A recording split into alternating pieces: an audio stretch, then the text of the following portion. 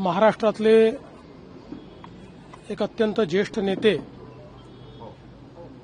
माजी मंत्री, माजी खासदार आणि ज्यांनी विदर्भाच्या विकासामध्ये प्रचंड मोठं योगदान दिलं असे दत्ताभाऊजी मेघे साहेब यांचं दुःखद निधन झालं।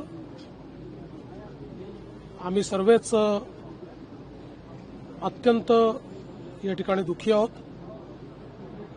आपल्याला कल्पना आहे की विदर्भामध्ये नेत्यांची एक मोठी पिढी ही दत्ताभाऊंनी घडवली आणि विशेषतः शिक्षणाच्या क्षेत्रामध्ये, आरोग्याच्या क्षेत्रामध्ये त्यांनी उभं केलेलं काम हे अतिशय पथदर्शी आहे। प्रत्येक गरजवंताकरता हक्काचा माणूस म्हणून दत्ताभाऊकडे पाहिलं जायचं आणि कोणीही त्यांच्या घरून कधीही रिकामा गेला नाही। प्रत्येकाला नेहमी ते मदत करायचे, सुखदुःखात धावून द्यायचे आणि म्हणूनच सर्व पक्षांमध्ये एक मोठा मान हा नेहमीच दत्ताभाऊंना मिळाला आणि विदर्भातलं एक अतिशय लाडकं नेतृत्व म्हणून त्यांच्याकडे पाहिलं गेलं। त्यांच्यातला दुसरा सगळ्यात मोठा गुण होता तो विनम्रतेचा। इतकं मोठं नेतृत्व, इतकं मोठं कर्तृत्व, एक मोठं विश्व उभं केल्यानंतर देखील त्यांच्या जीवनामध्ये त्यांनी विनम्रता कधीच सोडली नाही।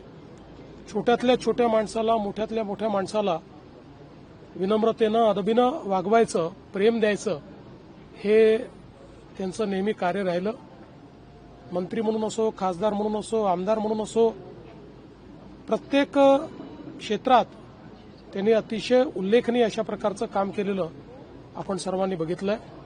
त्यामुळे दत्ताभाऊंच्या जाण्याने एक विदर्भाच्या विकासाकरता झटणारा आणि जनसामान्यांचा नेता हा आज आपल्यातनं निघून गेलाय।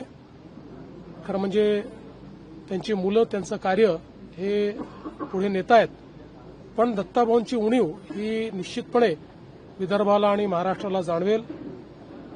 माझे अतिशय व्यक्तिगत संबंध त्यांच्याशी राहिले आहेत। माझ्या वडिलांचे त्यांचे अतिशय जवळचे मैत्रीचे संबंध होते।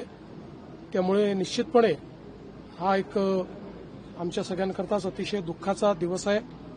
विशेषतः त्यांच्या कुटुंबावर जो काही आघात आहे तो देखील मोठा आहे आणि त्यांच्यावर प्रेम करणारी जी काही सगळी मंडळी आहे ती सगळी मंडळी, त्यांना देखील हा एक मोठा धक्का आहे। त्यामुळे मी ईश्वराला प्रार्थना करतो की ईश्वराने त्यांच्या कुटुंबाला आणि त्यांच्यावर प्रेम करणाऱ्या सर्वांनाच या ठिकाणी हे दुःख सहन करण्याची शक्ती द्यावी आणि त्यांना शांती द्यावी, अशा प्रकारची ईश्वरचरणी प्रार्थना करतो।